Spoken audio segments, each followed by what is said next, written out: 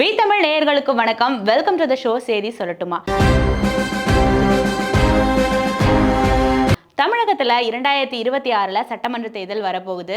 கடந்த சட்டமன்ற தேர்தலில் திமுக பெரும்பான்மை பெற்று மாபெரும் வெற்றி பெற்றது. நடந்து முடிந்த மக்களவை தேர்தலில் கூட 40க்கு 40 என்ற இலக்கை கையில் எடுத்து மாபெரும் வெற்றியை தனதாக்குனது திமுக. இந்த வெற்றிகளுக்கு பல காரணங்கள் இருந்தாலும் முக்கியமா கருதப்பட்டது திமுகவுடனான கூட்டணி கட்சிகளோட பலம் தான் சொல்லணும். இப்படி இருக்க சில மாதங்களாவே இந்த திமுகவின் கூட்டணி கட்சிகளுக்கு திமுக மேல ஒரு அதிருப்தி நிலவர மாதிரி சில சம்பவங்கள் நடந்தேறி இருக்கு.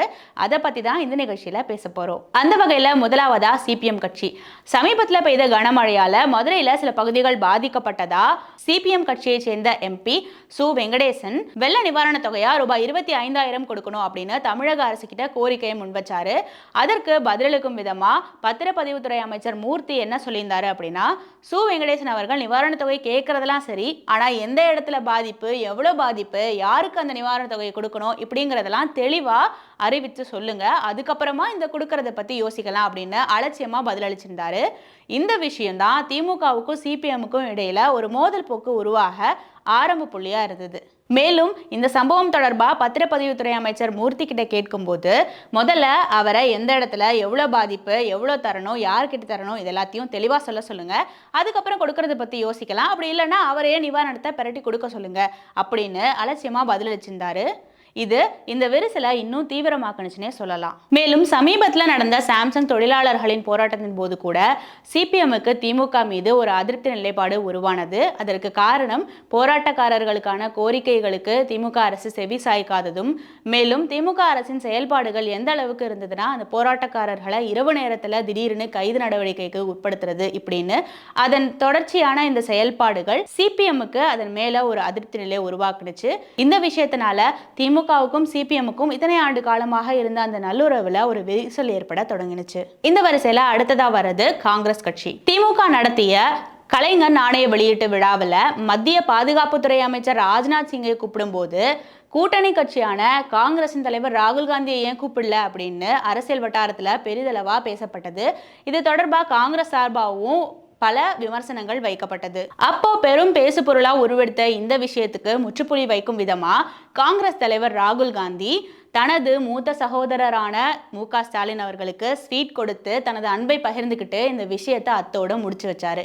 இது இப்படி இருக்க மற்றொரு கூட்டணி கட்சியான மதிமுக நடந்து முடிந்த மக்களவை தேர்தலில் மதிமுகவுக்காக திமுக சார்பில் திருச்சி தொகுதி ஒதுக்கப்பட்டது. இந்த திருச்சி மக்களவை தொகுதியில் போட்டியிடுறதுக்காக மதிமுகவின் முதன்மை செயலாளர் துரை வைகோ முன்னிறுத்தப்பட்டார்.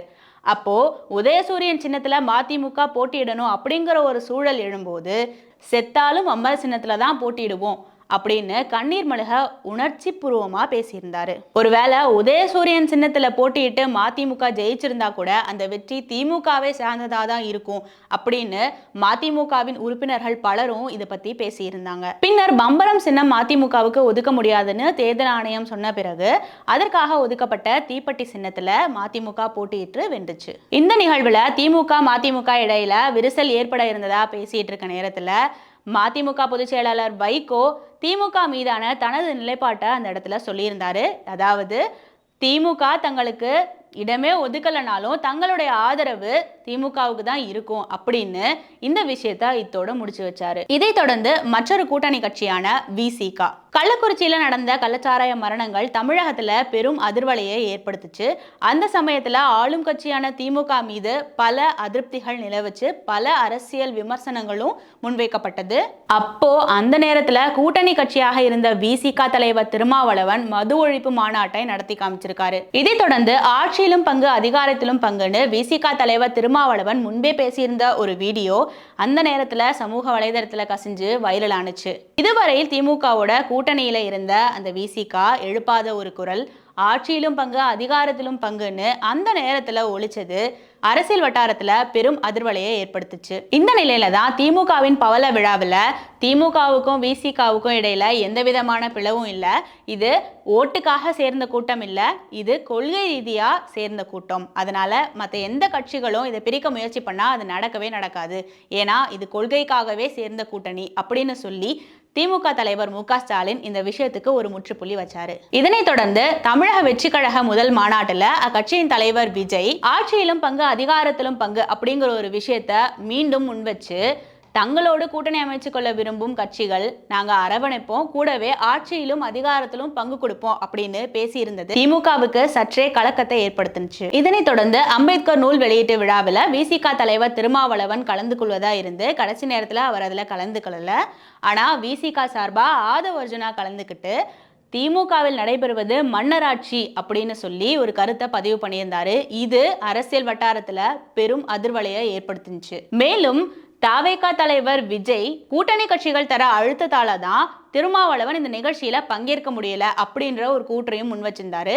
இதற்கு விசிக தலைவர் திருமாவளவன் எப்படி பதிலளிக்க போறாரு அப்படின்னு எல்லாரும் எதிர்பார்த்துட்டு இருந்த நேரத்துல அவர் அடுத்த செயலா செஞ்சது என்னன்னா ஆதவ் அர்ஜுனாவை கட்சியிலிருந்து இடைநீக்கம் செய்ததுதான். இப்படியாக கூட்டணி கட்சிகளோட அதிருப்தி நிலைப்பாடு தொடர்ந்து திமுக மேல வலுத்துட்டே வர நிலையில அதன் மற்றொரு கூட்டணி கட்சியான தமிழக வாழ்வுரிமை கட்சி தலைவர் வேல்முருகன் எம்எல்ஏ கடலூர், விழுப்புரம் உள்ளிட்ட வெள்ள பாதிப்புகளுக்கு உள்ளான அந்த மாவட்டங்களுக்காக நிவாரண கோரிக்கையை முன்வைத்து பேசும்போது திமுக அரசு சார்பில் மக்களுக்கான அந்த வெள்ள நிவாரண பணிகள் சரிவர வந்து சேர்வதில்லை அப்படின்னு சட்டப்பேரவையிலேயே குறிப்பிட்டிருந்தாரு. இந்த குற்றச்சாட்டு அவைத்தலைவர் அப்பாவு மறுக்கும் போது செய்யலனா செய்யலன்னு தானங்க சொல்ல முடியும் அப்படின்னு உறுதியா தன்னுடைய குற்றச்சாட்டை முன்வச்சாரு. மேலும் மக்களுக்கான பணிகள் அரசிடமிருந்து சென்று சேரலனா அது கூட்டணி கட்சின்றதையை தாண்டி முதலமைச்சரே தவறு செய்திருந்தாலும் அதை உறுதியா கேட்பேன் அப்படின்னு சொல்லியிருந்தாரு. இது மட்டும் இல்லாம தேர்தல் சமயங்கள்ல மட்டும் கூட்டணி கட்சிகளின் ஆதரவுக்காக கூட்டணி கட்சிகளை பக்கத்துல உட்கார வச்சு நல்லா பேசுற திமுக அரசு தேர்தல் முடிஞ்சதும் கூட்டணி கட்சிகளோட எந்த விதமான குரலையோ ஆலோசனையோ கேட்பதே இல்லை. இது எந்த விதத்துல நியாயம் அப்படின்னு கேட்டிருந்தாரு. இது மட்டும் இல்லாம தேர்தல் சமயங்கள்ல மட்டும் நேரடியா வந்து பேசுற அமைச்சர்கள் கூட தேர்தல் முடிந்த பிறகு எவ்விதமான அறிவிப்புகளானாலோ இல்ல ஆலோசனைகளானாலோ தங்களது உதவியாளர்கள் மூலமாவே நாடுவது திமுகவுக்கு தன்னுடைய கூட்டணி கட்சிகள் மேல எந்த விதமான பார்வை இருக்குன்னு சந்தேகிக்க வைக்குதுன்னு சொல்றாரு. இப்படி திமுகவின் பலமாக கருதப்பட்ட அதன் கூட்டணி கட்சிகளோட அதிருப்தியான நிலைப்பாடுகள் அடுத்தடுத்த திமுக மேல வலுத்துக்கிட்டே வர நேரத்துல 2026 தேர்தல்ல இந்த கூட்டணி கட்சிகளின் அதிருப்தி திமுகவை வலுவிழக்க செய்யுமா, இல்ல இந்த விஷயங்கள் எல்லாத்தையும் கடந்து மீண்டும் அந்த கூட்டணி திமுகவுக்கு பலமா இருந்து வெற்றியை தேடி தருமாங்கிறது பொறுத்திருந்து தான் பார்க்கணும்.